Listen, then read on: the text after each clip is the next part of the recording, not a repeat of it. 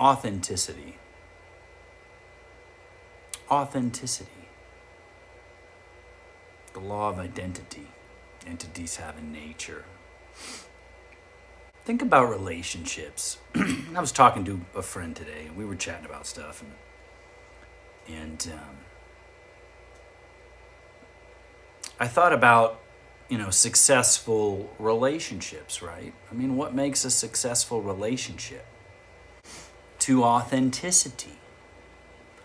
You have the choice as a volitional consciousness, as a rational animal, as a logical operator.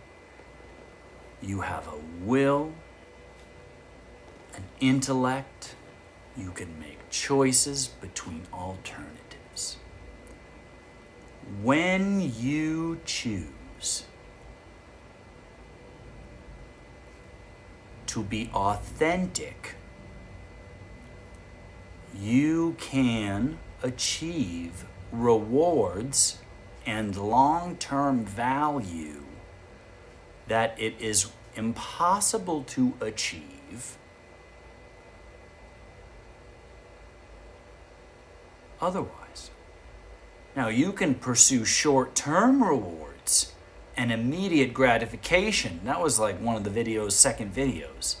Short-term immediate gratification versus the pursuit of longer-term, more profitable goals. It's one of the things that makes us human. Our ability to conceptualize and therefore conceptualize a future, understand a past, put things into context, and understand. And so that conceptual nature is our ability to plan for the long term versus the short term immediate gratification that is what drives animals. Animals have a consciousness that is not conceptual in nature. It is perceptual in nature. They can perceive reality, but they don't conceptualize reality. They can perceive it, senses, perception. That's this is that. They're two different things.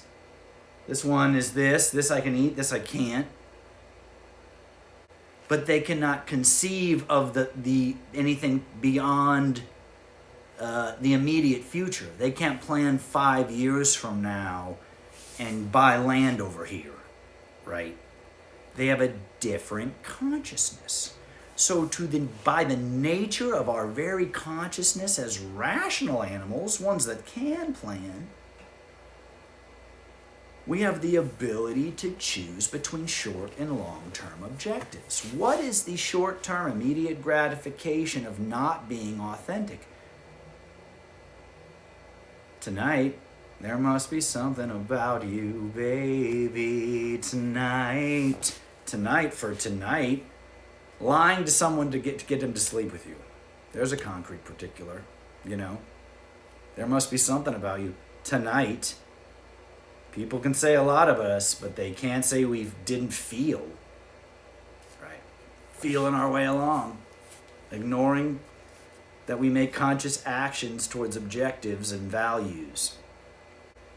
Inauthenticity, not being authentic, being whatever, based on the situation, will not create long-term value.